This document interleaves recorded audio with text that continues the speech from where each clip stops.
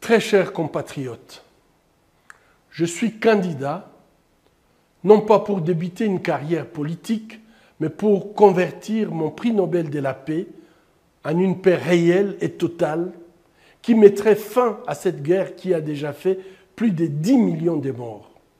Aujourd'hui, près de 7 millions de nos compatriotes survivent dans des camps de déplacés de guerre, sans rien, dans des conditions de précarité et de misère sans nom.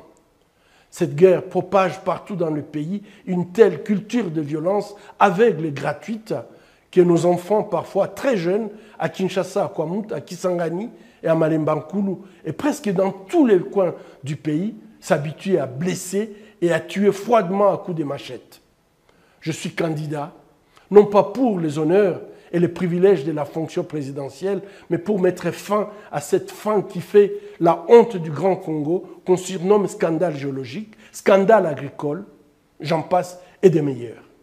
Malgré tout ce que possède notre pays, dans son sous-sol, dans ses eaux et forêts, ainsi que sur son sol, plus de 27 millions de nos compatriotes vivent dans un état d'insécurité alimentaire aiguë.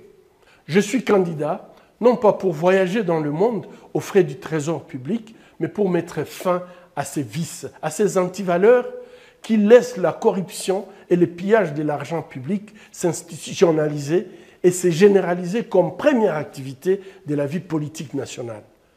Ainsi vit notre pays au jour le jour, dans le bonheur cynique de gouvernants, bien que le pays soit au bord du chaos et le malheur sans nom de gouverner, triste peuple abandonné à son triste sort, vivant sans rien dans une société où rien ne va. Très chers compatriotes, en temps de guerre, la corruption et le pillage de l'argent public sont des actes pervers constitutifs de la trahison ultime de la patrie et du crime des lèse-peuples. Voilà comment et pourquoi la politique est devenue le métier que l'on choisit quand on ne sait rien faire d'autre, ou après avoir échoué partout ailleurs, ou encore parce qu'on veut s'enrichir par la corruption et le détournement de l'argent public dans l'assurance de l'impunité. Voilà comment et pourquoi la politique, ce noble métier, est devenue une activité en perte totale des repères moraux, sans foi ni loi, où l'injure remplace les idées, où l'incompétence se moque de l'intelligence et marche la tête haute au sommet de l'État. Dans nulle autre époque, de 1960 à nos jours, la vie politique congolaise n'était parvenue à un tel degré de pourrissement moral et d'effondrement intellectuel. Qu'on se le tienne pour dit, très chers compatriotes, sans la paix et sans un combat acharné contre la corruption, le détournement du fonds public et l'impunité, tout discours sur la démocratie, le respect des droits de l'homme, la bonne gouvernance ou le développement ne restera que vain et ridicule bavardage.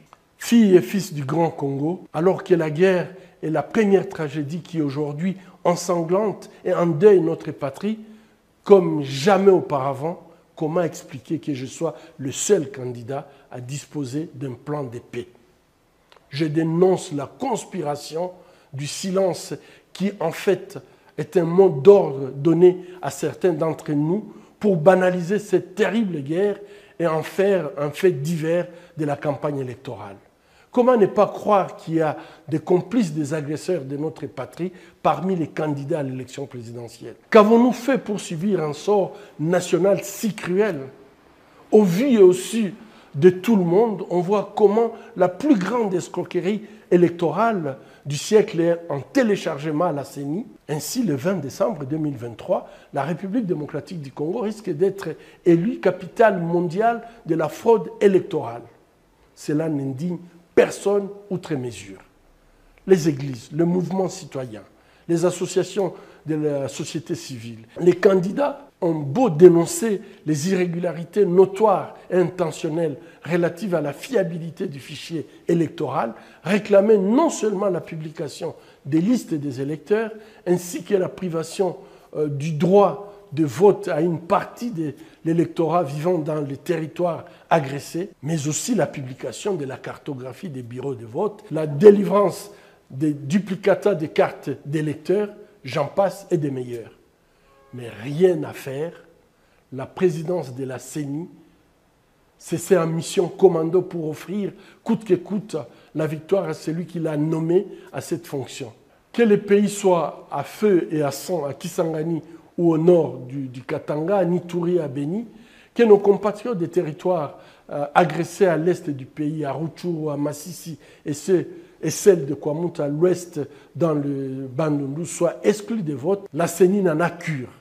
Et comme si ces drames n'étaient pas suffisants, un nouveau mouvement rebelle vient de naître, regroupant des hommes politiques, les groupes armés, avec le soutien de certains États de la région. On ne sait plus quelle expression attribuer à la longue descente aux enfers de la République démocratique du Congo. De cette situation, les leçons à tirer ne peuvent qu'être claires et sans équivoque. 3 situations se dégagent. Le camp de ceux qui ont eu à nous diriger après une fraude électorale et qui veulent conserver le pouvoir par la fraude électorale, avec comme risque de grandes violences post-électorales. Le camp de ceux qui ont eu à nous diriger après la conquête du pouvoir par les armes et qui veulent rééditer ces processus viciés avec comme risque de plonger le pays dans une nouvelle guerre. Le camp de ceux qui n'ont jamais dirigé et qui proposent un plan de paix pour garantir notre intégrité territoriale, la paix et la sécurité des citoyens congolais. En âme et conscience, le 20 décembre 2023, chaque électeur doit voter pour refuser avec force la guerre et d'être complice des manœuvres électorales démoniaques ourdies par les architectes conscients et inconscients de l'apocalypse du Congo. Le 20 décembre 2023, chaque patriote électeur doit refuser de participer au discrédit et à l'enterrement de la démocratie dont nous avons besoin pour reconstruire notre pays. En un mot, je vous demande, peuple congolais, en ce jour du 20 décembre 2023, d'utiliser votre droit de vote pour vous indigner et résister à ce qui s'apparente à un complot contre la République démocratique du Congo.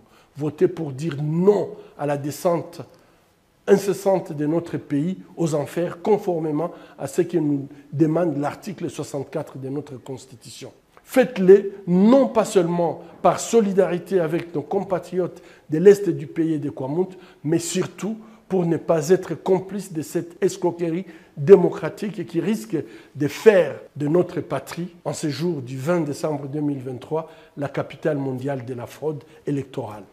Votez pour le plan de paix, votez pour le numéro 15. Très chers compatriotes, vous êtes nombreux, très nombreux, ici au pays et partout ailleurs dans le monde, à croire que ma candidature est l'ultime opportunité de mettre fin à la guerre, de mettre fin à la faim et de mettre fin au vice. Afin de faire de nos espoirs, des redressements nationaux, la réalité de nos vies. On vous remercie à toutes et tous pour vos très patriotiques soutiens. Je vous prie de croire que ma candidature est la sémence de la révolution démocratique qui sauvera notre pays demain. Vive la République démocratique du Congo, digne, unie et indivisible. Et à très bientôt.